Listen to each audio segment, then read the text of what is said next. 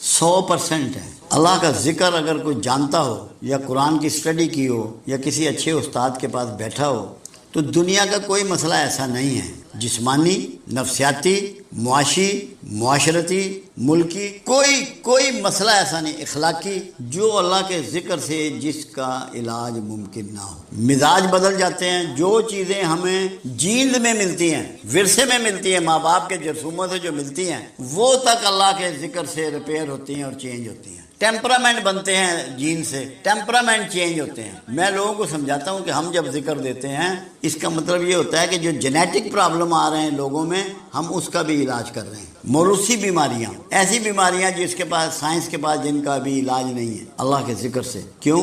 قرآن کا ایک چیلنج ہے کہ تمہارے دلوں کو اطمینان ہو ہی نہیں سکتا میرے ذکر کے بغیر۔ تو دل کے اطمینان کے لیے ضروری ہے کہ پیٹ کا درد بھی ٹھیک ہو، ورنہ دل تو مطمئن نہیں ہوگا۔ کمر میں درد ہے تو وہ بھی ٹھیک ہو، سر میں درد ہے تو وہ بھی ٹھیک ہو، پھوڑے نکل رہے ہیں تو وہ بھی ٹھیک ہو، ورنہ اطمینان کہاں سے ملے گا؟ اس کا مطلب یہ ہے کہ ان ساری چیزوں کا بھی علاج ذکر کرتا ہے، ذکر سے ان سب چیزوں کا بھی علاج ہے۔ پھر قرآن نے ایک بات کہی، یونس علیہ السلام کے بارے میں قرآن نے کہا کہ یونس تا قیامت مچھلی کے پیٹ میں رہتا اگر ذکر کرنے والوں میں نہ ہوتا۔ تو بڑے مسائل سے بھی نکلا جا سکتا ہے اللہ کے ذکر سے، بڑی مصیبتوں سے بھی نبر آزما ہوا جا سکتا ہے اللہ کے ذکر سے، یہ قرآن بتا رہا ہے۔ پھر اللہ کہتا ہے مجھے میرے پیارے ناموں سے یاد کرو، میرا ایسے ذکر کرو جیسے اپنے عبادات کا کرتے ہو، بلکہ اس سے بھی زیادہ۔ یہ آپ کو کیوں کہا گیا؟ پھر اللہ کے رسول صلی اللہ علیہ وسلم نے مختلف ذکر و اذکار آپ کو گائیڈ کیے، سمجھائے۔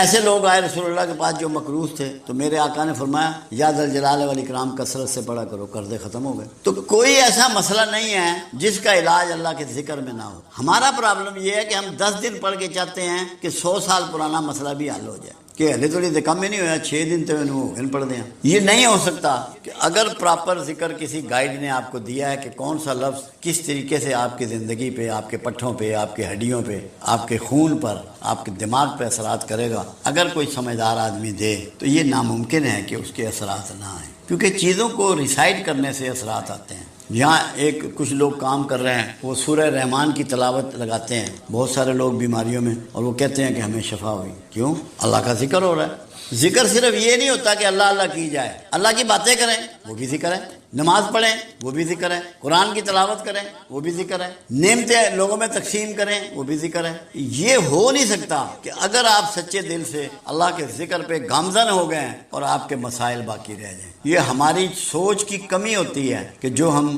ذکر میں کوتاہی کرتے ہیں۔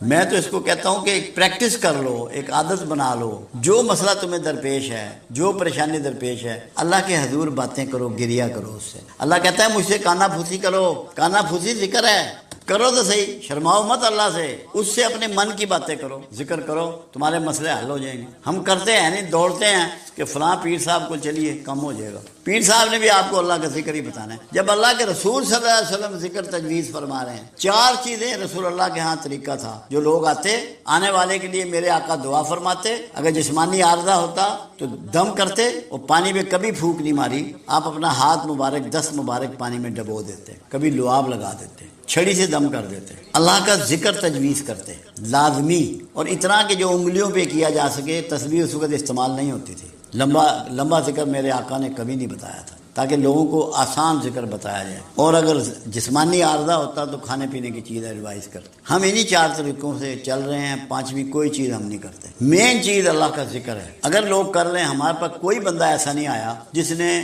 دل جمی سے ذکر کیا ہو اور اس کا مسئلہ پینڈنگ رہ گیا ہو، میرے پاس تو نہیں آیا، مجھے نہیں یاد اس 30 سال میں۔ تو ذکر سب سے امپورٹنٹ چیز ہے زندگی میں، اس کو تو چھوڑنا نہیں چاہیے۔ تھوڑا بہت جتنی توفیق ہے، جتنی صحت ہے، جتنا ٹائم ہے، ذکر کو مت چھوڑو۔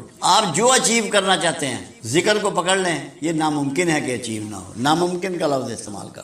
میں نے عجیب کہانی دیکھی، کچھ لوگ ضربیں لگاتے ہیں دل کی طرف، اللہ ہو کی، اللہ کی، اللہ الصمد کی، اور یہ سمجھتے ہیں کہ ہمارا قلب جاری ہو گیا، کیونکہ یہ ایک اعصابی نظام کا حصہ ہے دل، ایک غدود ہے، اس کو اتنی دفعہ جب اس خاص طریقے سے حرکت دی جائے تو اس کی سپیڈ بڑھ جاتی ہے۔ اس کا مطلب یہ نہیں ہوتا کہ قلب جاری ہو گیا، یہ مس انڈرسٹینڈنگ ہے اس بارے میں۔ قلب جاری ہونا یہ ہے کہ تیرے قلب میں ہر وقت اللہ کا ڈر اور اس کے رسول کی محبت موجود ہو۔ تو آنکھ اٹھائے، تو کان اٹھائے، تو ناک اٹھائے، تو منہ اٹھائے، تو ہاتھ اٹھائے، تو پیر اٹھائے، تو تجھے پتا ہو کہ جو میں کرنے لگا ہوں تجھے یہ دماغ میں بسی ہوئی ہو کہ میرا اللہ اس میں راضی ہے کہ ناراض ہے، رسول اللہ کو یہ بات پسند ہے کہ ناپسند، تجھے اپنی ہر حرکت جو تو نے کرنی ہے، جاگنے سے سونے تک اور سونے سے جاگنے تک، کھانا پینا، لوگوں سے ملنا، نوکری، کاروبار، اس میں تیرے ذہن میں یہ ہو کہ میری جو یہ حرکت ہے یہ اللہ کی نافرمانی میں ہے کہ اللہ کی فرما برداری میں ہے، میری یہ حرکت رسول اللہ کے طریقے کے مطابق ہے یا آپ کے طریقے کے مخالف ہے۔ یہ ہے قلب کا جاری ہونا، زندہ ہونا، اسے ہر لمحے اس میں خیال رہے۔ کیوں؟